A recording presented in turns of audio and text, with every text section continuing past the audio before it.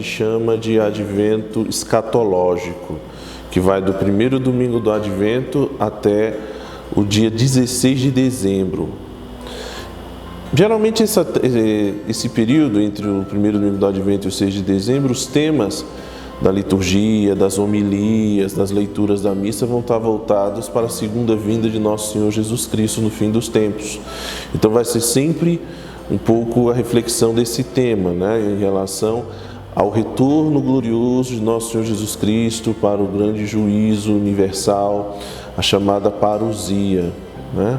Vai ser um tempo propício para a gente refletir um pouco sobre a questão da nossa vida frente a essa questão da urgência, da vigilância, de saber, da consciência que Jesus vai voltar para julgar os vivos e os mortos e como é que deve estar o nosso coração a esse respeito.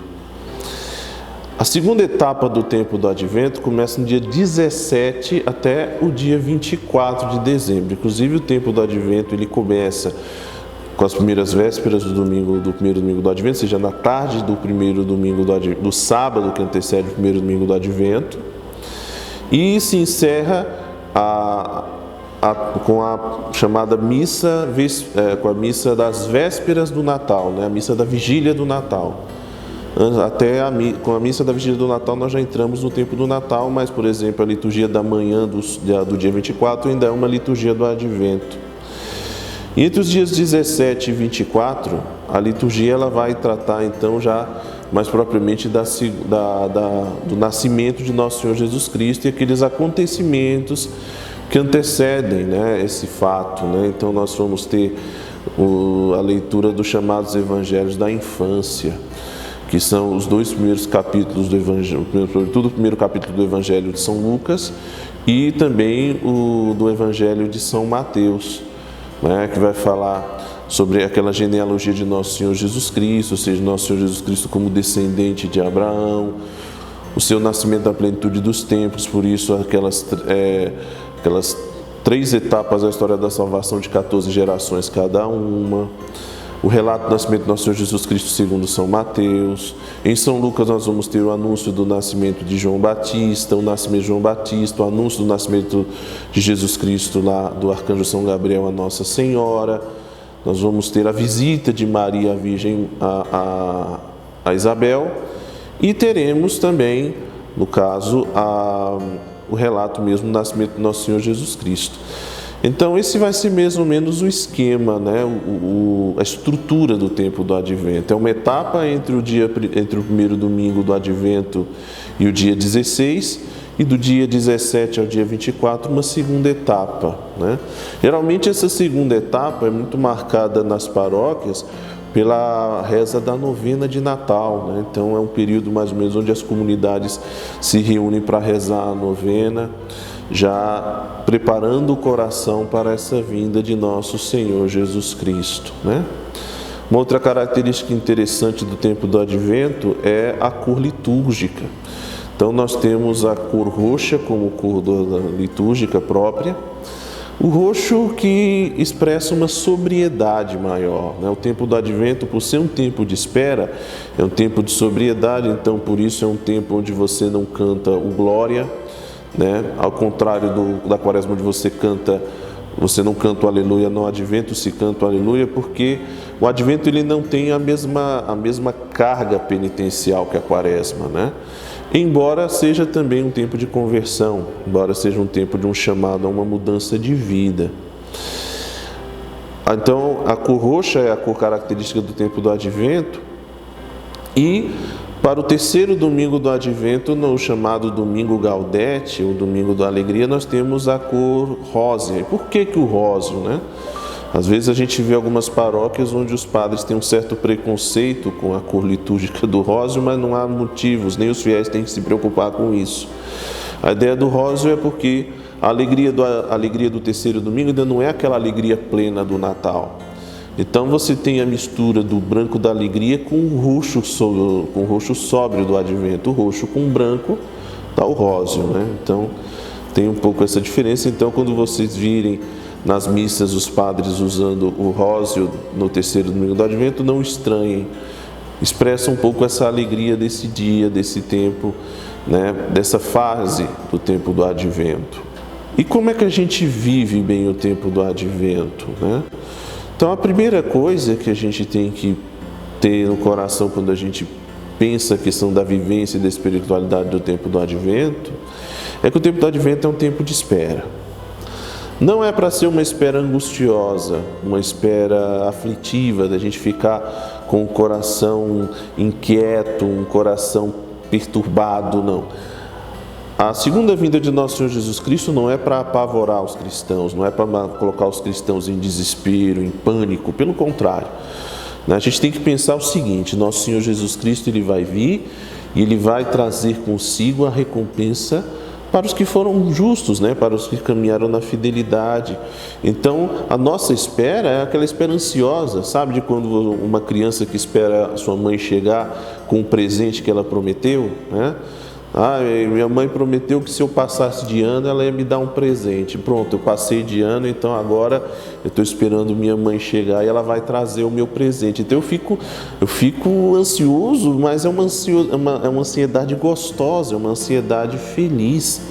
E é essa ansiedade do cristão que o tempo do Advento vai recordar. A gente espera a volta de nosso Senhor Jesus Cristo. Então, a primeira fase do Advento vai ser mais ou menos nessa reflexão. Então, é importante que a gente reflita também sobre essa questão de como é que está a minha vida, como é que está a minha conduta. Se hoje o Senhor Jesus Cristo voltasse, como é que estaria o meu coração, a minha consciência? Eu estaria com a minha consciência tranquila, com a minha consciência em paz? Será que eu poderia mesmo ficar realmente satisfeito, feliz com a vinda do Senhor, ou ela seria para mim um motivo de preocupação?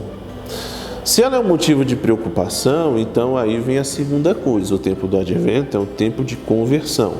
Como eu disse, ela não tem a mesma carga, né, penitencial da Quaresma, então não é um tempo de fazer tanta penitência, a gente não tem prescrição de abstinências de carne nem de jejuns no Advento, pelo contrário. Mas vai ser um tempo propício, por exemplo, para eu fazer uma boa confissão. Algumas paróquias, alguns setores costumam fazer mutirões de confissão do Advento, embora que com esse tempo da pandemia acho que poucas paróquias farão, mas há sempre um aumento na procura pelas confissões. Então convém, né, que nesse tempo do Advento você prepare uma boa confissão, um bom exame de consciência, procure sua paróquia, faça uma confissão caprichada e bem feita. Por quê? Porque como estamos esperando o Senhor que vem, não só em relação à segunda vinda para o juízo, mas também para esperar, quando vier a segunda etapa do Advento, a preparação para a minha vivência desse tempo do Natal, né? A gente tem aquele belíssimo texto do Evangelho de São Lucas e nós vemos como São José e a Virgem Maria vêm para Belém, né, para o recenseamento, e ali chegando em Belém não há lugar para hospedar, né? Eles não encontram uma hospedaria, uma estalagem onde eles pudessem permanecer, e o único lugar que eles puderam se recolher foi no estábulo, né? Então você imaginar que o Filho de Deus vem sem um lugar para acolhê-lo.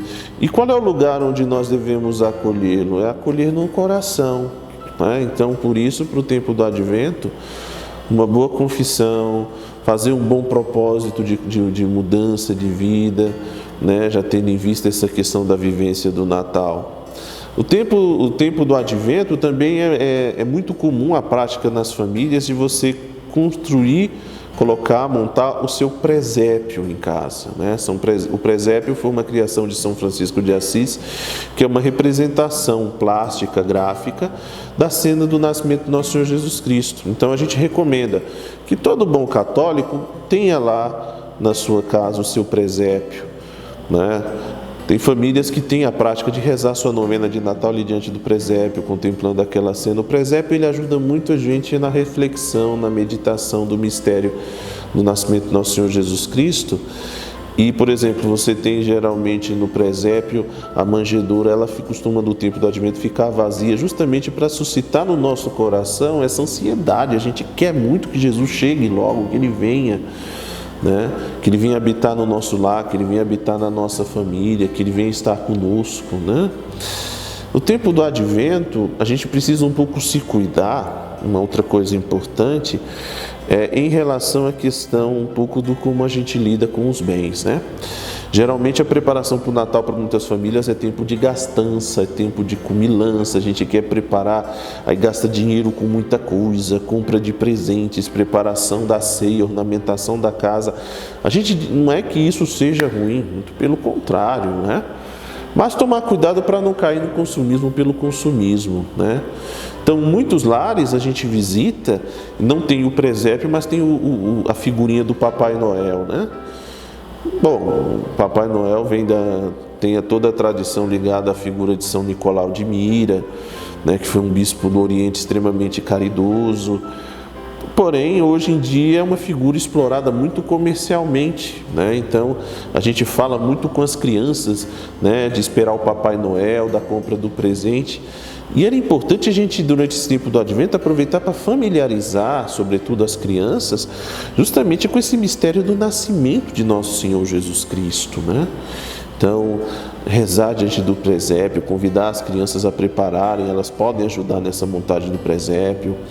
A árvore de Natal, né, que tem um pouco um significado mais ligado a uma tradição mais popular do que propriamente a prática litúrgica, né? As luzes, que são justamente esse desejo nosso de que essa vinda do Senhor Jesus Cristo venha iluminar a nossa vida. Os presentes, né, que as pessoas costumam comprar, né, e que esse tempo do Advento geralmente é um tempo de muita procura. Tem gente que deixa para comprar na véspera, mas é justamente para a gente refletir sobre a questão do grande presente que Deus dá à humanidade, que é justamente o seu Filho que se faz homem e vem habitar no meio de nós. Esse é o sentido mais profundo. Por isso o tempo do Advento é um tempo para ser vivido em profundidade. É um tempo que a gente não pode deixar passar de qualquer maneira, né? É um tempo de rezar bastante, é um tempo de reunir a família em torno do presépio, de intensificar a participação na vida paroquial, então a participação na novena de Natal, já ir preparando o nosso coração para a celebração do Natal do Senhor, para a celebração litúrgica, as missas do Natal do Senhor e para viver esse tempo do Natal. Esse tempo do Advento, ele é extremamente importante para isso, né? Então, vivamos bem esse tempo do Advento que Deus nos oferece, que Deus nos dá, que Deus nos promete. Aproveitemos também para intensificar a escuta da palavra, nas missas. Presta atenção nas leituras, né? Você vai ver que as leituras, elas vão trazer para nós um caminho muito bonito, que vai fazer nascer no nosso coração justamente esse desejo de esperar o Senhor que vem. Que Jesus, quando vier, encontre em nosso coração um lugar onde Ele possa habitar, que nos encontre sempre bem, em estado de graça, em paz com os nossos familiares, com as pessoas mais próximas. Então, nosso desejo em relação ao Advento é que nós vivamos bem e que seja assim.